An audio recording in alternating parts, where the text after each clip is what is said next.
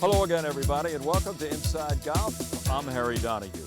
Here on Inside Golf, we like to scratch the surface and present the story of golf and golfers in the tri-state area. And that's what we're going to do today as we introduce you to Michael Little. Mike is the head professional at Lookaway Golf Club in Buckingham, Bucks County. Last January, like everybody else, Mike didn't know what was lying ahead in 2020.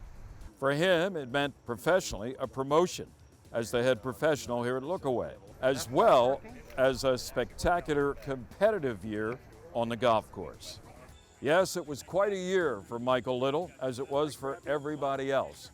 And we'll find out how he managed to balance his career as a club professional and also a very good golfer.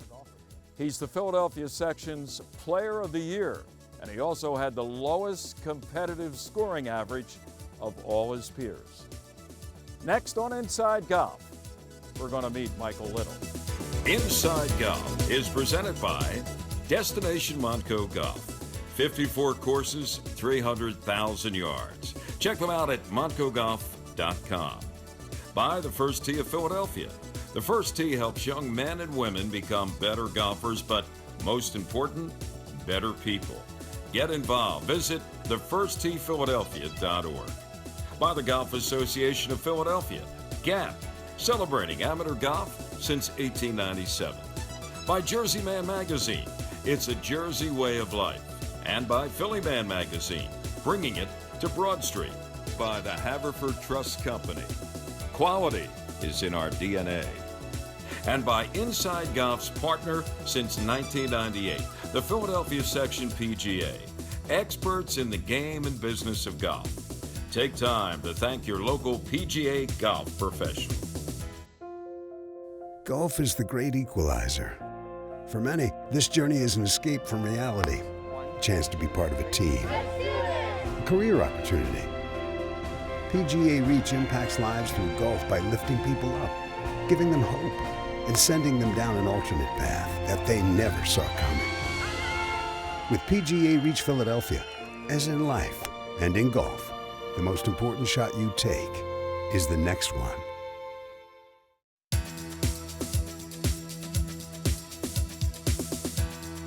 Welcome back to Inside Golf. We're at Lookaway in Buckingham, Bucks County. What a picture-perfect late fall afternoon it is here at beautiful Lookaway. And we are joined by Michael Little. He's the head professional at Lookaway. 2020 has been a great year for you, Michael. Player of the Year in the Philadelphia section of the PGA. Also the lowest scoring average among your peers. But let's talk about Michael Little, and we'll start at the very beginning, at least golf-wise, for you. What was your introduction like? And it came late for you compared to a lot of other people who get involved in this game. It did, yes, Harry. Golf has been around me my entire life. My grandfather's played, my father, my brother, uncles, it's been in my family my whole life. For whatever reason, I never really got into it. I played baseball as a kid, really liked hanging out with my friends, and being one of 7 children, growing up, both my parents were working. My mom was an ER nurse, and my dad worked as an auto mechanic. So I didn't have, my sisters and my family really raised me, and that allowed a lot of freedom for me. And so I hung with the guys out in North Wales is where I grew up, born and raised, and I hung there a lot with my friends, and just never really got into the sports for whatever reason other than baseball. And my dad always tried to get me out to play golf, and I always said no, I don't have an interest. I just want to go and hang out with my friends and and be a kid. And it took a few years for me to realize that golf was going to be my passion. And there's a few things that happened in my life with some negative experiences, and one day working in the auto industry with my father, he said, "Would you like to come out and play around the golf with me?" And for whatever reason that day I said yes. And so we went out, I believe it was a Tuesday, we went out then that Sunday, And you know, I really fell in love with the game, and I realized that I had, you know, I was pretty good at it. How old were you? I was 22 years old. 22. Yes. Like I said, that's not the typical age for somebody at your stage in your career now when they got started. You know, I looked at your bio, and you mentioned how within a year you went from an 18 handicap to a 1. I mean, that's a meteoric either rise or decline, whichever way you're looking at it. So, you know, I credit that to the Golf Academy of America and to my buddy Pete Christakis.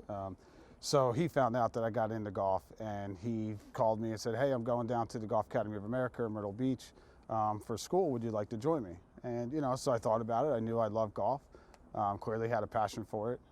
And so I quit my job, sold my car, bought a $500 Volvo station wagon, and packed up my life and moved to Myrtle Beach to learn how to play golf. I spent a lot of time on my game. You know, I had a lot of resources there. There were 15 PGA professionals on staff. We had 3 simulators. We had a 2,000 square foot putting green. So I had enough time and I had resources to work on my game when I got to the Golf Academy. And you know, playing with the best players at the Golf Academy, you know, I just walk up to them and basically hand them money and say, I want to join your group. I know I'm going to lose, but I need to get better at golf. And I just watched how they did it. One of the key things that helped me was my brother. So he told me on my journey to the Golf Academy that they were going to change my game and change my grip. Right then and there, I knew that I was going to have to accept change, and it wasn't going to be done my way. I was going to have to listen and, you know, and allow someone else to show me and teach me the game of golf. So you were a decent player, I assume, when you got down there, but now you're saying you went through a total change. Yes. But at what point, or was there ever a point where you said, you know what, maybe this isn't worth it, or conversely, you know what, I love this? You know, I've loved it. I love being outdoors. I love being on a golf course. You know, I never really thought that I didn't want to do it, you know. Growing up, you know, in high school, you know, I always said I'd like to be a teacher, right? And golf, you can be a teacher, you can be a mentor, you know, you can inspire others. And, you know, that was one of the reasons, you know, that really kept me involved with golf other than playing, you know, was also the business aspect and, you know, being able to fulfill that vision that I had in high school of wanting to be a teacher. Right. Now, you grew up in North Wales. Yep. You come back from the Golf Academy, you have to find a job, or you hope to, as a assistant pro, I assume. Do you remember knocking on doors, making phone calls? How did you land your first job as an assistant pro? So my first job, I got very lucky. I applied at Island Green Country Club in Northeast Philadelphia. Which was a daily fee course. Daily fee public golf course. Right. And the head pro there was Wally Tittlemeyer. And I'm very grateful to work for Wally. And you know, he pushed me, and but he also allowed me to be free, and he allowed me to use my imagination and allowed me to make mistakes, which is good as a young assistant in the business. And you know, he really taught me a lot of things that I still use today as a head golf professional. And Wally's been a dear friend of mine ever since, and you know, he's really helped me with a lot in my career as well. So safe to say that Wally was your first mentor and still is to some degree, I guess. Yes, absolutely. So from Island Green, I don't know how long you were there. What was the next step? So the next step was trying to move into private golf. And you know, that's kind of my progression there. And I applied at Rolling Green Golf Club. I actually applied there 3 times. First time I wasn't considered. Over what period of time? Over a 2-year span. Really? While I was working at Island Green. So they got tired of saying nothing's available. They said, "Okay, come on out of here." Yeah, they you know, at the 3rd time I applied, you know, Mike Rugg, he said, "All right, you have an interview with the golf committee. Let's see if you can prove yourself to the golf committee." And you know, I was actually at the Plymouth Meeting Mall, and I got the call from Mike, and he said, you know, unfortunately, we're not moving in your direction. You know, we're going to go in another direction. And you know, I felt heartbroken, you know, because I was trying so hard, and I was doing all the right things in my mind to get there. And so he actually ended up calling me back 3 days later, and he said, there's a group of members on the golf committee that see something in you, and they want to give you an opportunity here at Rolling Green. So they designed a new position. I believe they called it the 4th assistant / outside service. And so I was there, and I was working there. By the end of my 2nd season, I was promoted to in the shop as the 1st assistant at Rolling Green. And that was a very vital time in my career, because that could have went either way as well. Sure. And that's I'm forever grateful for those members there at Rolling Green for giving me an opportunity and letting me prove myself to that club. Stay with us. We're going to take a break, and we'll be back more from Lookaway with head professional Michael Little. We'll talk about his career, not necessarily on the golf course, but in the classroom. He was a professor of golf at Temple University. That's coming up next as we continue our chat with the Player of the Year, Michael Little, next on Inside Golf.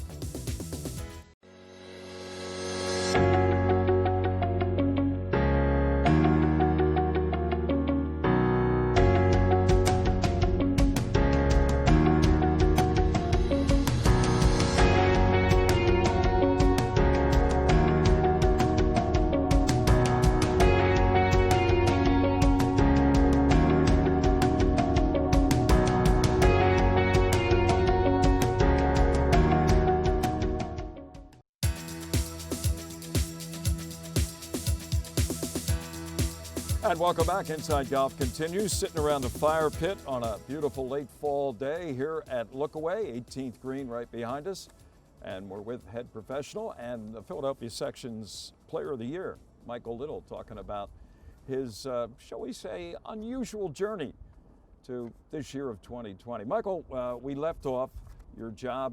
You had two of them early on, Island Green and also at Rolling Green. So green was a big part of your development as a professional. Yes, sir. While at Rolling Green, though, you had the opportunity to become a golf instructor at Temple University, not with the golf team, but it was an actual class. Tell us about that. Yeah, that was a two elective course, 2 credits, and I taught over 500 students the game of golf at Temple University. When I got there, the class was more of like a skills testing class. So it was, in a gym, they're rolling balls on a gym floor, and just, it didn't scream golf to me. It wasn't a learning environment for the game of golf. So I got with a few area sales reps, and they donated some clubs to the course. I ended up buying an iPad to get V1 Pro on an iPad to help the students out, and I really revamped that program there at Temple University. And the first year teaching there, I taught one class. There ended up being a wait list for the course, and Temple actually expanded it to two courses. We met every Monday, Wednesday, and Friday for 50 minutes. And it was a great opportunity for me, and it was a really good opportunity for the students. A lot of the students were in the kinesiology department or the Fox School of Business that attended that class. That was a big part of my career, and it was great for me to be able to learn more about teaching and learn more of my organizational skills and communication skills working at a university. And that's something that I'll always remember and be always grateful for, and hopefully someday be able to do that again at Temple or another university. Eventually, though, you moved from Rolling Green to Lookaway. How Yes. did that come about? So that came about through networking, through my network, and there was an opportunity to interview here at Lookaway, and I sat down and interviewed, and was offered the position, and really just kind of just ran with it ever since, and just try to service these members here at Lookaway as best as possible every day. And then in the past year, the opportunity for Lookaway was to search for a new head professional, and you were just sitting here for how many years and got the promotion to head pro? Well, it was an opportunity. Lookaway moved on from their professional, and I saw it as an opportunity. And I've always worked very hard in my career, and I've always had to prove myself, and I've always had to earn everything that I've gotten in my career. And I looked at that as the same thing. It was an opportunity to prove myself. It was an opportunity to show the club that I wanted to be their leader here at the club, and in June of 2020, I was offered that position. And whether you're an assistant pro or the head professional like you are now, a lot of times you sacrifice your game. How did you maintain your competitiveness, I guess I should say, and not only that, but improve on it year to year? Because this year you won 3 section events, okay? You were named the Player of the Year. But, it's not the first time that you won multiple events in the section.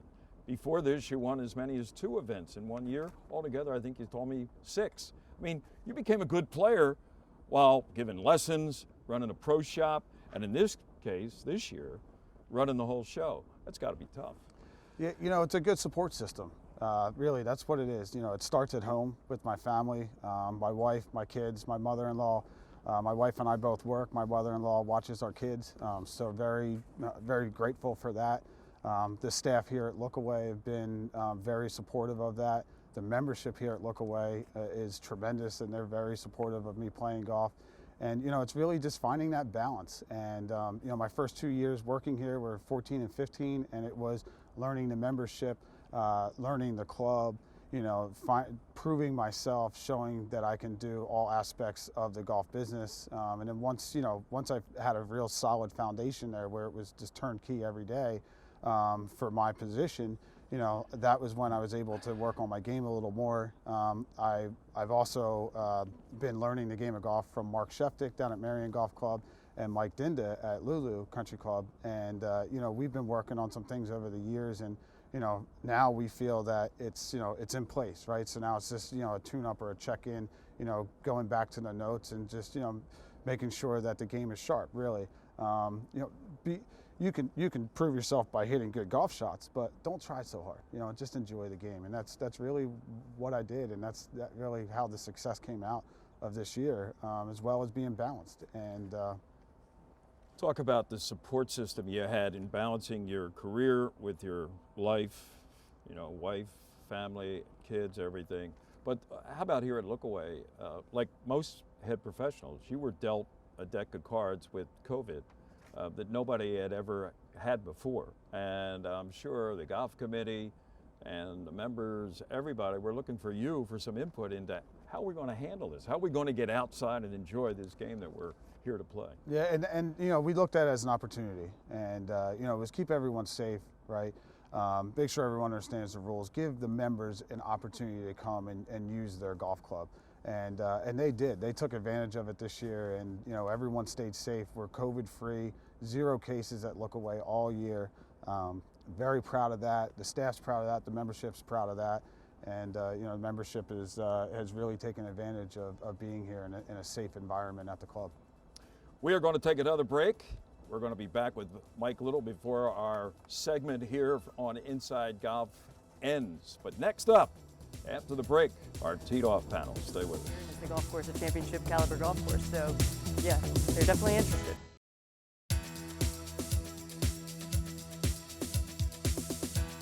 And welcome back. Inside Golf continues with our teed-off panel. We are assembled under sunny skies on a little bit of a cool, breezy day here at Lulu Country Club. Lulu is one of dozens of great golf courses in Montgomery County.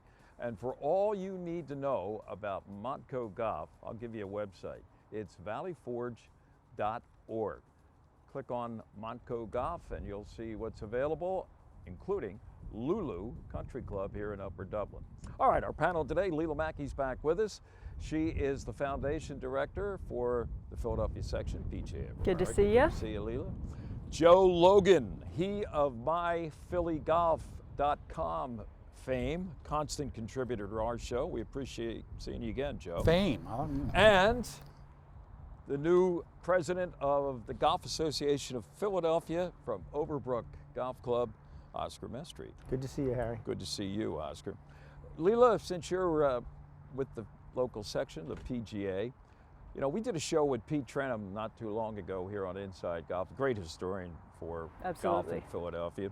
And Pete was going over some of the great PGA Tour events that have been held in the area, going way back. I mean, the 40s, 50s, 60s, for years, more than 20, White Marsh hosted a PGA Tour event until the early 80s when it was dropped.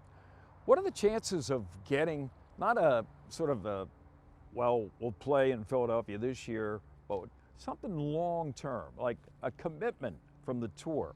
Or is it ever going to happen to bring the tour to Philadelphia? I think they certainly would look at it. You know, it's a big market area. You know, there's a lot of people that want to come into Philadelphia. There's a lot to do, places to stay. There's a lot of companies here, so you could look at sponsor opportunities. So I think it's definitely something they would look at. I don't know, you know, how the only thing is you're competing with a very crowded sports market, but there's certainly plenty of golf courses. So I think it'd be really cool if we had something like the waste management that was here every year, something that was a little different. And, but yeah, I think it's definitely a possibility. The enthusiasm's here, the market size is here, Joe. I don't know, sponsors, you have to get sponsors, but you know, Leela just mentioned one of them. What else needs to get accomplished, do you think, if it can be, to get the tour back? The essential ingredients are a sponsor, which needs to sign on for like 5 years at $7 million a year. Boom, so $35 million. You need a course. You need a club willing to do it, and you need a date.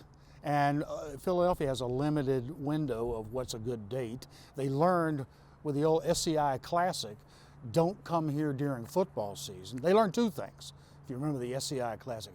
Don't come to Philadelphia unless you bring your A game, and don't come once football season starts. So there is that window. I know for a long time, Philadelphia was a huge priority for them.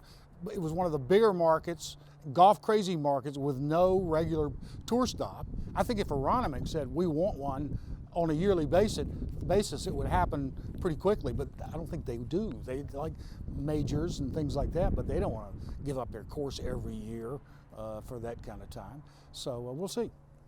As the new president of GAP, I mean, do you get involved in anything like that? I mean, what are the chances, you think, of it happening? Well, we do get involved, right? I mean, we try to work with, you know, our affiliated organizations and in trying to bring events and to the area that help. I mean, you know, we were very instrumental in BMW coming to Aronimink, and we believe we'll be involved with future BMWs. In 21 and 22.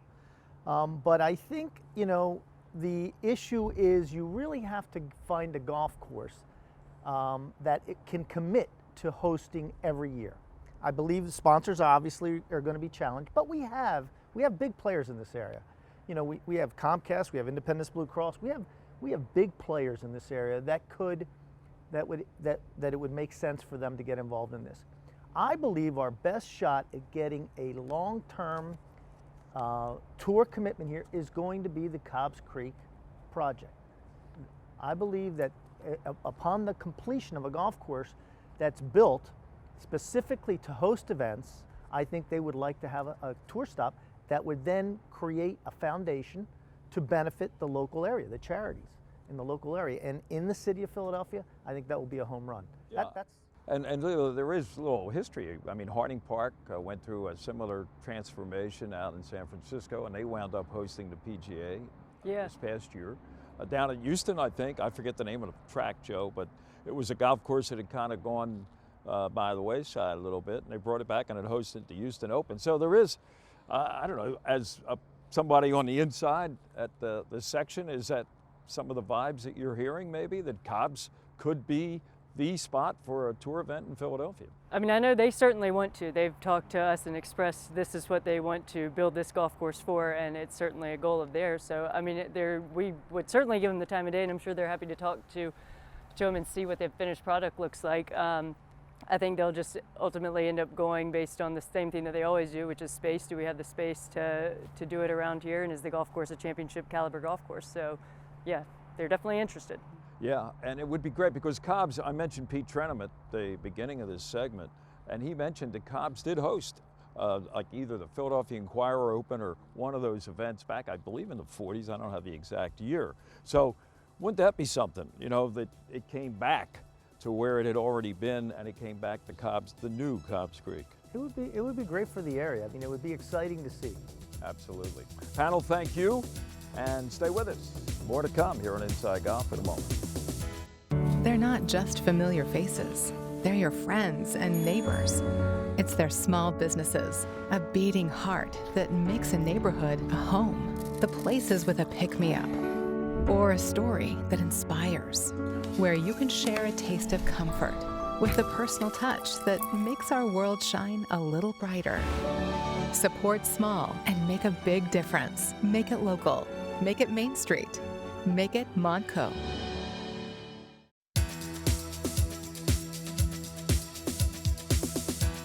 And welcome back to Inside Golf as we wrap things up here at Lookaway with head professional Michael Little. Michael, final question. Is there some advice you can give to a young person out there who maybe is the same as what you were 20 years ago when you're wondering, what am I going to do with my life? I like the game of golf. Should I pursue it? What would you say? Make sure you're passionate about golf. Be a hard worker.